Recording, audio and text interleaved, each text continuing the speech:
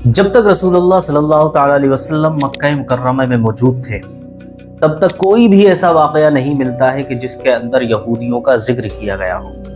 लेकिन जैसे ही नबी करीम सल्लल्लाहु ताला अलैहि वसल्लम मदीना शरीफ तशरीफ़ लेकर जाते हैं, तो पाया जाता है कि वहाँ पर पहले से ही बहुत सारे यहूदी मौजूद थे, और यहूदी क्योंकि अरबी नहीं थे, तो इस वजह से ये सवाल पैदा होता है कि यहाँ पर यहूदी पहले से किस तरह आए और क्यों आए।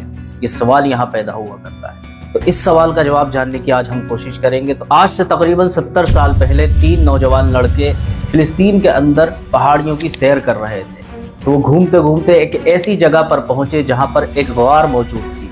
बहुत ऊंची पहाड़ी के ऊपर ये गार थी, और गार के अंदर उन्होंने जाकर जानने की कोशिश की कि इस गार के अंदर क्या क्या चीज़ें हैं, क्या इस गार के अंदर कोई रह रहा है। इस चीज़ को जानने की उन्होंने जब कोशिश की और वो गार के अंदर दाखिल हुए, तो वहाँ उनको 2 जार रखे हुए थे। जी हाँ, 2 जार्स उन्हें वहाँ देखने को मिले, और उन जार्स के अंदर उन्होंने जब उनको खोल कर देखा, उन्होंने सोचा कि शायद इसके अंदर कुछ सोना चांदी मौजूद होगा। लेकिन जैसे ही उन्होंने उसको खोला, तो उसके अंदर कुछ औराक लिखे हुए रखे हुए थे, जो ऐसी भाषा में लिखे हुए थे कि इन तीनों अरबी नौजवानों की समझ से परे था। ये इसको जानते भी नहीं थे ये कौन सी भाषा में लिखा हुआ है। वो तीनों नौजवान लड़के बहुत ही गरीब थे, तो उन्होंने क्या किया कि थोड़ी सी कीमत के लिए वो पेपर उन्होंने आकर बाजार के अंदर अच्छी कीमत पर बेच दिए। जब उन्होंने वो बेच दिए, तो वो घूमते घूमते एक अमेरिका के साइंटिस्ट के हाथ लगे। उन पेपर्स के बारे में जब उस अमेरिकी साइंटिस्ट ने जानने की कोशिश की और उसके अंदर उस लिखावट को पहचानने की कोशिश की, तो वो एकदम से ही पहचान गया कि ये ज़रूर तौरात का ही नुस्खा है। तो उसने आजकल की जो मौजूदा तौरा है, तो इससे उसको मिलाने की कोशिश की। लेकिन इस तौरात में और आज की मौजूदा तौरात के अंदर ज़मीन और आसमान का फ़र्क है। तो देखते ही पहचान गया कि ये तौरात आज की नहीं है, बहुत ही ज़्यादा पुरानी है। तो उसने 1800 साल पुरानी तौरात से उसको मिलाकर देखने की कोशिश की। जब 1800 साल पुरानी तौरात लिखी हुई जो थी, उससे मिलाकर उस तौरात के नुस्खों को मिलाकर देखने की कोशिश की और देखा, तो वो लिखावट उस 1800 साल पुरानी तौरात से बिल्कुल मैच खा रही थी।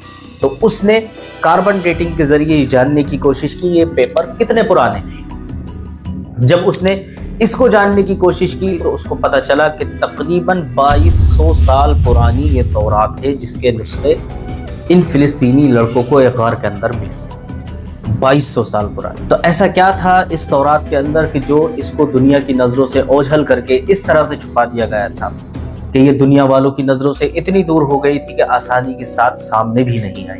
तो इस तौरात के अंदर कुछ ऐसी पेशानगोइयाँ थी कि जिसका जान लेना अगर दुनिया वाले जान लेते, तो आज उनकी अक्लों पर से पर्दे उठ गए होते। इसकी पहली पेशानगोई थी कि जिस तरह हिटलर ने इस दौर के अंदर यहूदियों पे बेइंतहा जुल्म और सितम किए थे, इसी तरह से एक बादशाह उस ज़माने में, बेबीलोन का बादशाह था वो, उसने इतने जुल्म किए थे इन यहूदियों के ऊपर कि हर टाइम इनकी मारपीट चलती रहा करती थी। तो उसके अंदर लिखा हुआ था कि जिस तरह आज तुम्हारे ऊपर बेबीलोन का बादशाह जुल्म कर रहा है, अनकरीब है वो दौर कि तुम्हारे ऊपर इससे भी ज़्यादा जुल्म ज़्यादती की जाए। और ऐसा हो भी चुका है। आज से तकरीबन 2200 साल पहले साइरस नाम का एक बादशाह आया और उसने यहूदियों के ऊपर बेइंतहा जुल्म ज़्यादती की और इतना मारा कि इनकी आबादी को बिल्कुल आधा कर दिया था। और इसके अंदर दूसरी पेशनगोई इस तरह से थी कि मैं कभी भी बुतों को सारी दुनिया का खुदा नहीं होने दूंगा, और जहाँ क़ैदार के लोग रहते हैं वो खुश हो जाएं और सेला की पहाड़ी पर चढ़ जाएं और चढ़ने के बाद में खुशियाँ मनाएं।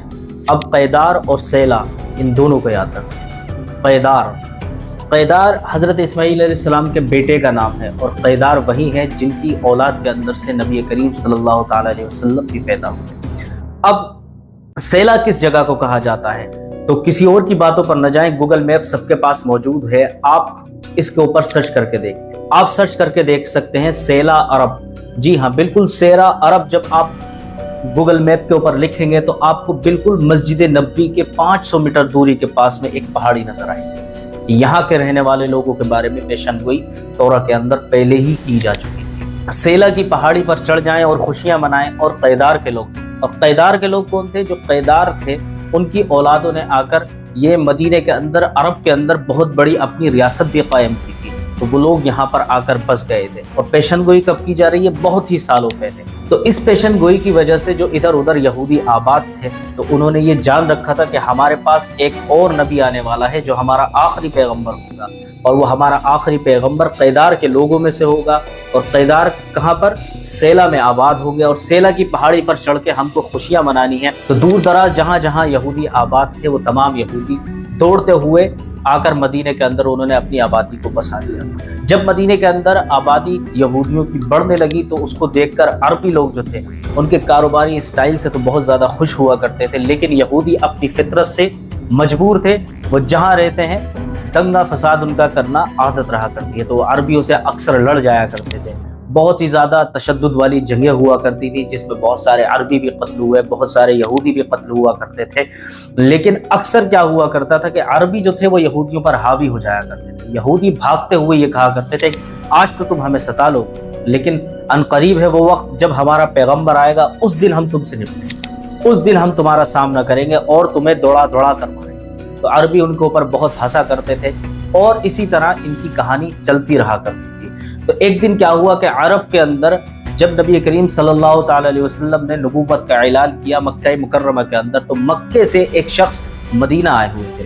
اس شخص نے کہا کہ مکے کے اندر ایک محمد نامی شخص آیا ہے جو اپنے آپ کو نبی ہونے کا دعویٰ کرتا ہے اور اپنا کلمہ پڑھا کر سب کو مسلمان کرنا چاہتا ہے۔ تو یہودیوں نے جب یہ سنا تو انہوں نے کہا کہ ہمارا پیغمبر جو آنے والا تھا وہ عربیوں میں آ گیا ہے۔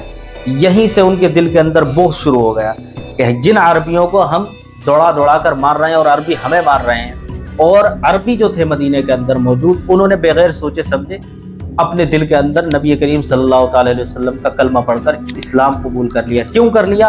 کیونکہ انہیں معلوم تھا کہ یہودی یہاں پر آ کر اگر آباد ہوئے ہیں تو ان کا ضرور کوئی نہ کوئی مقصد ہے، اور یہودی یہ چاہتے تھے کہ وہ نبی ہمارے اندر سے پیدا ہو جائے، لیکن ہوا اس کا بالکل الٹا۔ نبی کریم صلی اللہ تعالی علیہ وسلم ایک عربی گھرانے کے اندر پیدا ہو گئے، عربیوں نے کلمہ پڑھ لیا مدینے کے، لیکن یہودی جو تھے اپنی اڑ پر قائم رہے کہ نہیں، اگر وہ نبی ہوتا تو وہ ہمارے اندر سے ہوتا، یہودیوں میں سے ہی کوئی نبی پیدا ہوتا۔ یہ عربیوں کے اندر کیسے پیدا ہو گیا؟ عربی تو ویسے ہی ہماری جان کے دشمن ہے۔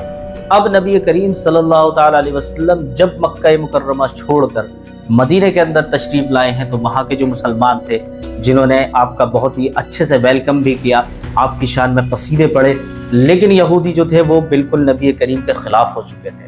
پہلے تو وہ اس طرح آباد ہوئے تھے صرف نبی کریم کی خاطر کہ آخری پیغمبر آئے گا مدینے کے اندر، سیلا کی پہاڑی کے پاس آئے گا، جیسے آج آپ دیکھ رہے ہیں کہ سیلا کی پہاڑی سے بالکل قریب تر نبی کریم کا روضہ بھی موجود ہے اور نبی کریم نے وہیں اپنی زندگی کو بھی گزارا ہے، لیکن یہودی بالکل اس بات سے ڈینائی کر گئے کہ یہ نبی وہ نہیں ہے جو ہمارا تھا، یہ کوئی اور ہے، یہ تو بالکل ڈھونگی ہے۔ اس طرح کے انہوں نے الفاظ بولے۔ ہوا اس کا بالکل الٹا، یہودیوں نے اپنا وہاں پر ہیڈ کوارٹر بنا رکھا تھا جسے خیبر کہا جاتا ہے۔ خیبر کو ایک شہر کو بالکل انہوں نے اچھے سے آباد کر کے رکھا تھا اور وہاں اپنا ہیڈ کوارٹر بنا لیا تھا، اپنی طاقت کو بڑھائے چلے جا رہے تھے، بڑھاتے بڑھاتے اتنا طاقتور کر لیا تھا اپنے آپ کو کہ اب وہاں کے عربی بھی یہودیوں سے لڑتے ہوئے تھوڑا سا گھبرایا کرتے تھے۔ لیکن ہوا کیا؟ نبی کریم صلی اللہ تعالی علیہ وسلم نے جب خیبر کو فتح کیا ہے، فتح کرنے کے بعد میں وہ جتنا مال و زر یہودیوں نے زمانوں میں اکٹھا کیا تھا، جن کی نسلیں گزر گئی تھیں، اکٹھا کرتے کرتے وہ ایک جھٹکے میں مسلمانوں کے پاس آ گیا، اور سارا وہاں کا کنٹرول جب ان کا ہیڈ کوارٹر مسلمانوں کے کنٹرول میں آیا تو ساری چیز کا وہاں پر کنٹرول بھی مسلمانوں کے ہاتھ میں آ گیا۔ اسی بات کو لے کر آج تک یہودی پریشان رہا کرتے ہیں، اسی بات کو لے کر یہودی مسلمانوں سے دشمنی رکھا کرتے ہیں کہ اگر یہ آخری نبی تھا اس کا انتظار تو ہم کر رہے تھے، یہ عربیوں میں سے کیسے آ گیا؟ ہم ان کی قسمت پر صرف افسوس کر سکتے ہیں کہ ہائے ان کی قسمت کہ یہ کتنے بدبخت ہیں کہ نبی کریم سے اتنے پاس ہو کر بھی یہ کامیاب نہ ہو سکے، نبی کریم کا انتظار کر کے بھی، نبی کریم کا نسل در نسل انتظار کرنے کے بعد بھی یہ کامیاب نہ ہو سکے۔ اللہ تعالیٰ نے ہمیں وہ سعادت بخشی کہ ہم نبی کریم صلی اللہ تعالیٰ علیہ وسلم کا کلمہ پڑھتے ہیں۔ السلام علیکم ورحمۃ اللہ وبرکاتہ۔